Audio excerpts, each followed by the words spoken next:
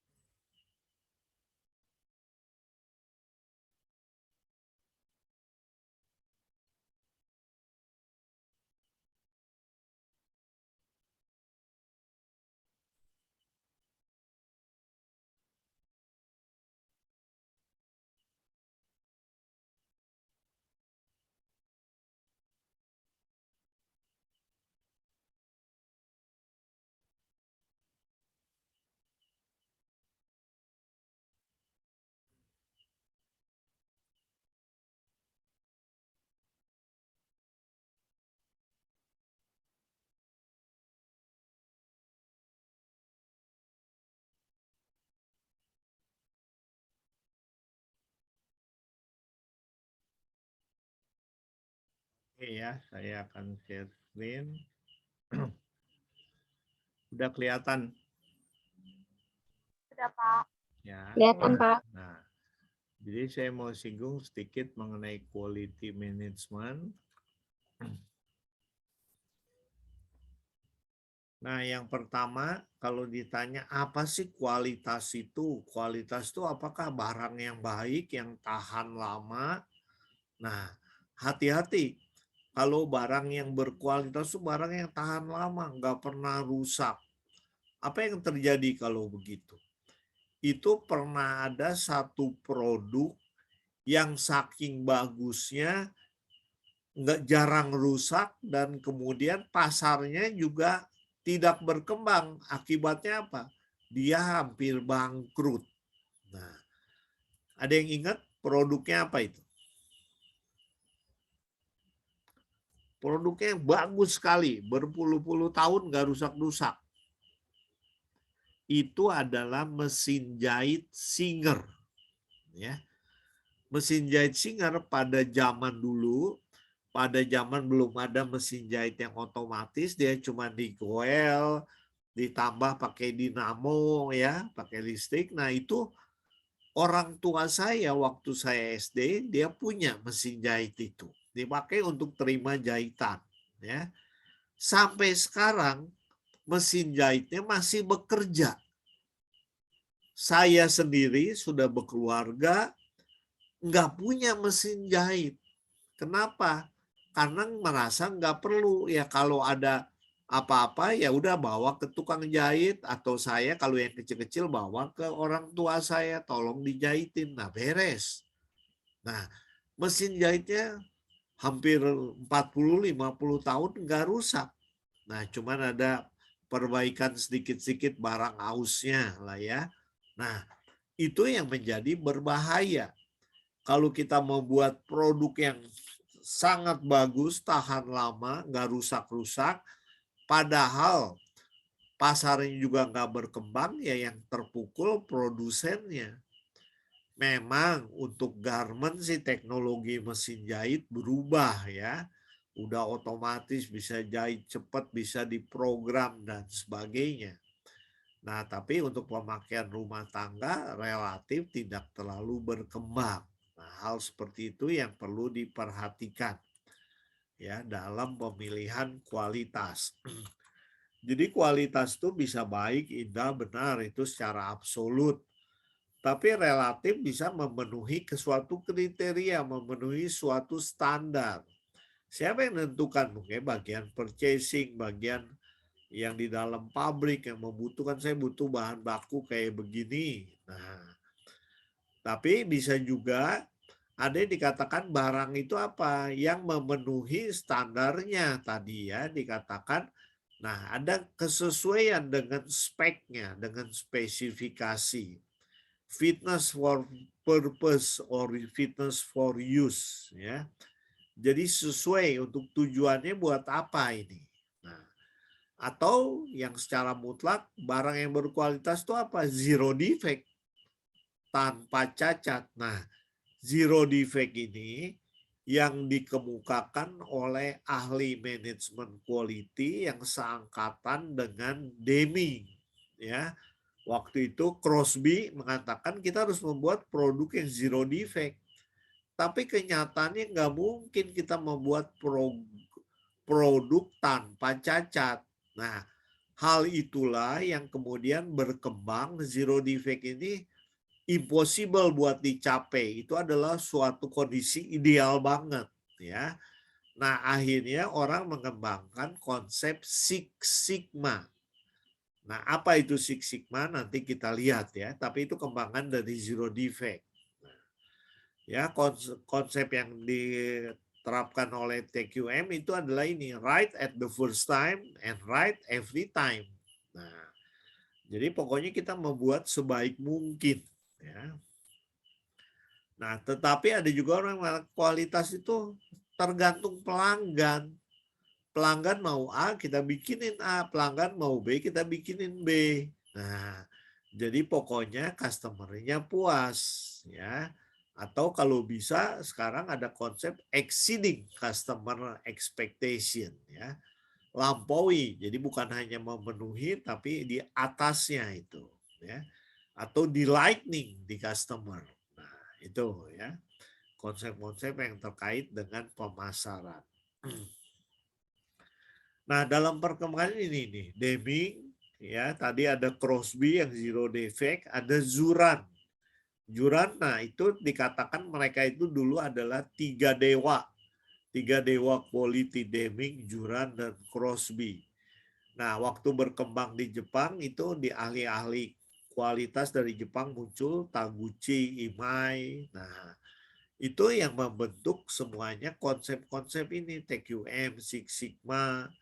Nah, salah satu konsep TQM, prinsip dasarnya itu harus ada continuous improvement, Crosby zero defect, ya. Nah, ada lagi berbagai teknik yang lain yang berkembang terus. Nah, kemudian ada toolnya. Nah, tadi kalau dikatakan siapa tadi Gary mengatakan, oh TQM itu toolnya Six Sigma, sebenarnya kurang tepat ya. Yang dimaksud tool itu alat-alat yang lainnya. Tapi ini sistemnya. Nah, ya. Nanti misalnya untuk TQM itu ada tool yang dinamakan The Seven Tool ya. Nah, itulah konsep-konsep yang terus berkembang sampai sekarang. Nah, orang pokoknya meningkatkan quality improvement. Kalau bisa kualitas itu makin lama makin baik, makin baik, makin baik. Idealnya menuju ke zero defect. Ya, kalau bisa tanpa cacat, ya nggak bisa. Yang bisa kayak gitu cuma Tuhan. Manusia berusaha sepintar-pintarnya orang. Saya ujian lulus terus, Pak.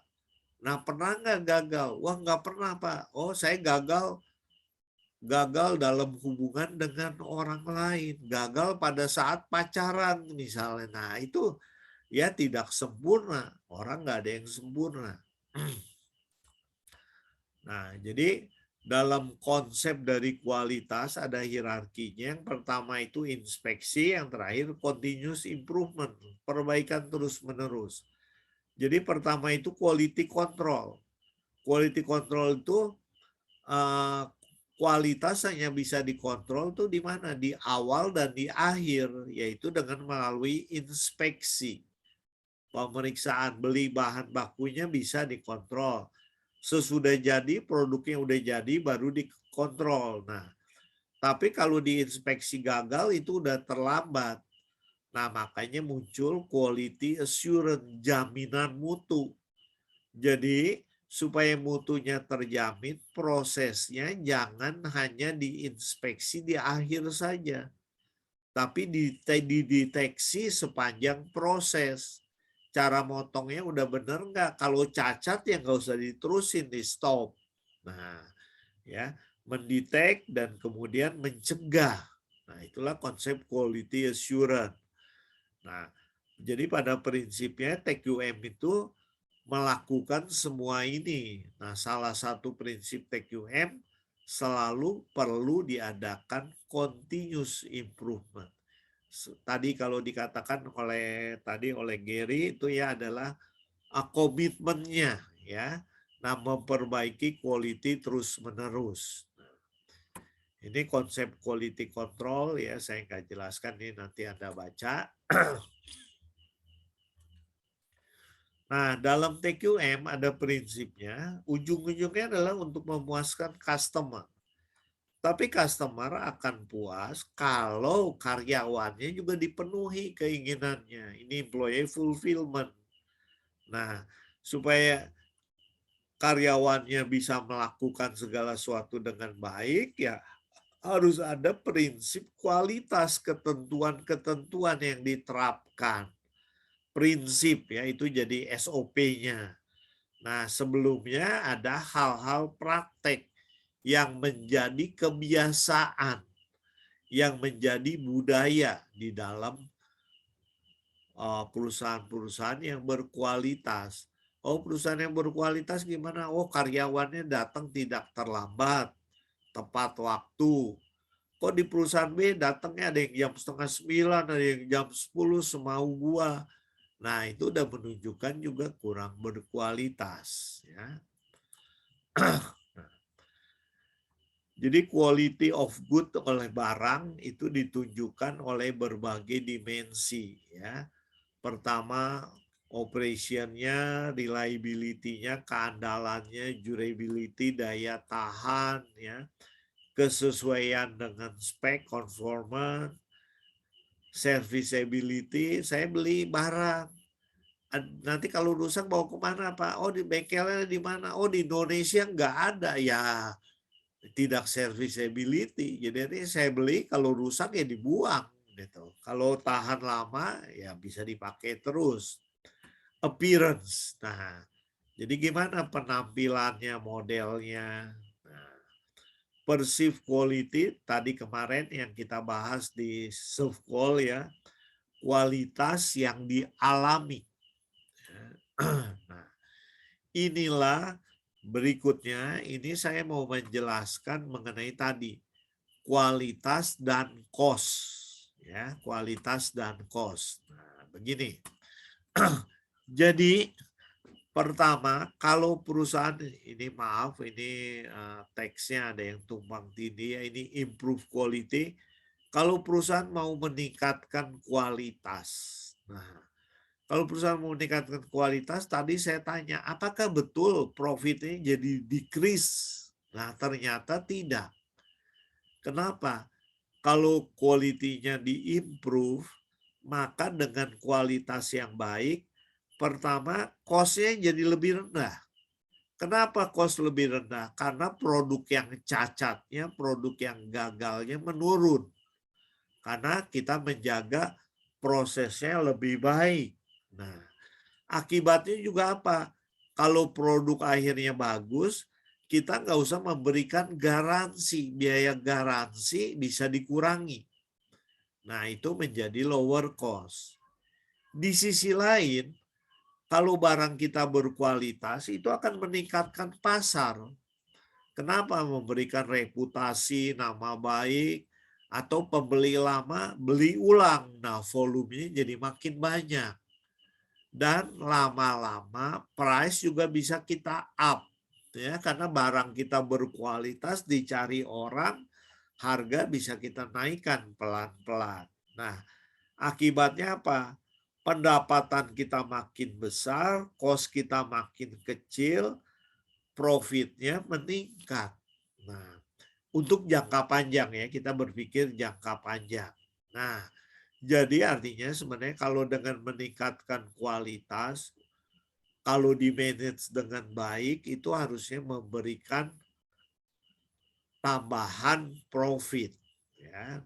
Nah, kenapa tadi ya cost-nya menurun, market share meningkat, reputasi naik, nah daya tahan produknya, liability-nya lebih bagus, maka itu akan membuat pasarnya juga membesar. Ada implikasi bisa dijual ke luar negeri, international implication. Itulah yang tadi menimbulkan market gain. Nah, hubungannya dengan quality, saya mau perlihatkan di sini ada 4 elemen cost ya. Tapi secara umum saya bisa bedakan menjadi 2 ya. Misalnya gini. Ini Anda lihat yang kuning ya. Yang kuning ini prevention and appraisal cost. Biaya pencegahan. Ya, biaya pencegahan. Ada yang merah, ini biaya karena produknya gagal, failure cost. Ya, produknya gagal. Nah, yang merah ini akan menurun kalau kita bikin kualitas yang baik. Ke kanan itu makin baik, ya. Kalau kualitas makin baik, yang failure itu makin menurun. Nah, biaya karena kerusakan menurun. Tapi untuk mendapatkan kualitas yang baik, kita harus mempersiapkan mesin yang bagus, prosesnya terjamin, karyawannya harus di-training. Nah, ini perlu biaya tinggi, preventive and appraisal cost-nya tinggi. Nah, jadi memang ada biaya yang meningkat, ada biaya yang menurun. Nah, yang hijau ini total cost, yang merah ditambah yang kuning. Nah, kita memang dalam menunjukkan quality nggak bisa ambil, Pak, saya mau bikin produk yang tadi zero defect, 100% quality-nya. Nah, artinya apa kalau begitu? Kalau begitu artinya saya harus bikin produk preventifnya itu perlindungannya yang tidak terbatas, yang biayanya sangat tinggi. Nah, sehingga itu nggak mungkin. Ya. Failure-nya juga mungkin nggak bisa ditekan jadi nol, tapi jadi sangat kecil. Akibatnya total cost-nya yang hijaunya itu tetap di kanan akan makin tinggi. Nah, kita harus memilih yang total cost-nya minimal. Jadi mungkin saya nggak bisa mencapai kualitas yang 100% bagus, sempurna, tapi saya hanya bisa 95%. Nah, dengan 95% saya bisa menekan cost. Nah, total cost-nya mungkin itu yang minimal, nah yang terbaik. Nah, saya akan mau perlihatkan ini coba ya. Prevention cost itu apa? Nah, prevention cost itu biaya yang digunakan untuk mereduce, untuk mengurangi ya kemungkinan produk cacat. Nah, ya, jadi kita harus preventif, kita harus lindungi. Untuk melindungi juga itu sebelum barang dijual ke pasar harus ada appraisal cost, yaitu jadi produk kita harus dijamin dulu. Oh, ini produk A itu nanti sampai ke pasar bagus nggak nih? Kita tes dulu. Nah, ada appraisal cost ini yang tadi preventif, dan appraisal cost itu adalah biaya yang kuning ini. Untuk menjamin bahwa produk kita bagus, menjamin ya. Kemudian ada 2 lagi yang tadi yang karena failure. Failure itu bisa terjadi internal ataupun eksternal. Internal itu terjadi pada saat proses produksi, proses pembelian. Nah, eksternal itu terjadi pada saat mungkin pengiriman atau konsumen tidak diberikan cara pakai yang benar, sehingga begitu dipakai salah pasang, rusak. Nah, jadi ini ya, jadi ada 2 jenis. Yang kuning itu saya biasa katakan ini adalah biaya untuk menghasilkan produk berkualitas. Ya, yang kuning biaya untuk menghasilkan produk yang berkualitas. Yang merah ini biaya karena produk jelek, karena produk tidak berkualitas. Jadi produknya dikembaliin, rusak, saya harus ganti, memberi garansi, dan sebagainya.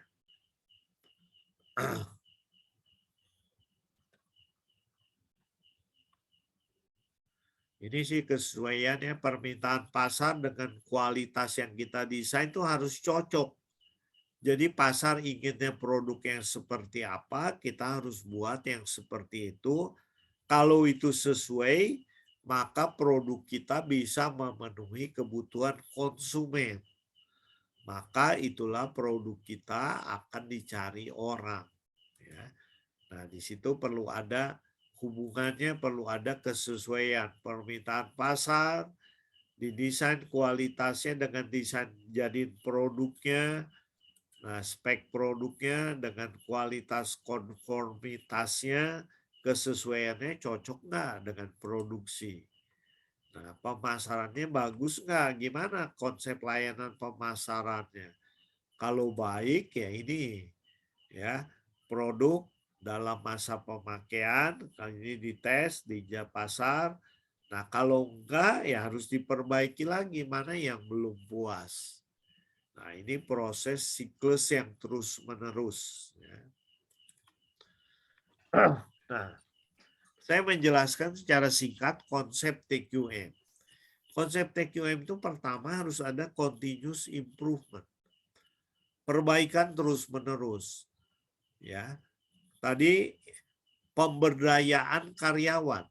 Karyawan harus diberi kebebasan, harus diberi training, harus diberi pengalaman. Nah, ada proses benchmarking, ada just in time, ada konsep Taguchi, dan ada knowledge of tool. Kita perlu bisa menguasai tool, peralatan untuk mengukur dan menjalankan TQM. Nah, kita lihat satu-satu ya. Apa yang dimaksud dengan Kaizen? Kaizen itu sebenarnya nama lain dari continuous improvement dalam bahasa Jepang. Ya. Nah, itu antara lain bisa diterapkan dengan konsep siklus PDCA. Plan, Do, Check, Action. Nah, artinya saya buat rencana dulu, plan, terapkan, lakukan, hasilnya bagaimana? Dicek. Nah, kalau hasilnya belum memenuhi syarat, lakukan perbaikan lagi. Ulangi rencana berikutnya. Nah, ini PDCA, Plan, Do, Check, Action. Kalau begitu dicek hasilnya udah bagus, action berikutnya apa? Ya udah jadikan standar. Oh cara ini itu udah rumuskan jadi SOP sistem kerja di perusahaan kita. Sesudah itu apa? Cari rencana baru untuk perbaikan yang baru, hal lain ya. Atau kalau hal yang tadi mau ditingkatkan lagi, itu konsep PDCA ya. Plan, Do, Check, Action. Nah, kemudian ada konsep benchmarking. Benchmark itu studi banding. Kalau dikatakan wah anggota DPR, MPR itu sering studi ke luar negeri. Nah, sebenarnya maksudnya benchmark ya. Belajar ke departemen di negara lain, apa yang dilakukan, yang baik kita bawa pulang, tiru terapkan di Indonesia. Ya ternyata benchmark anggota DPR nggak demikian kan. Mereka keluar negeri jalan-jalan yang penting shopping di sana ya jalan-jalan. Nah akibatnya nggak terpakai karena konsep benchmark itu sebenarnya kita harus melihat apa yang mau dibanding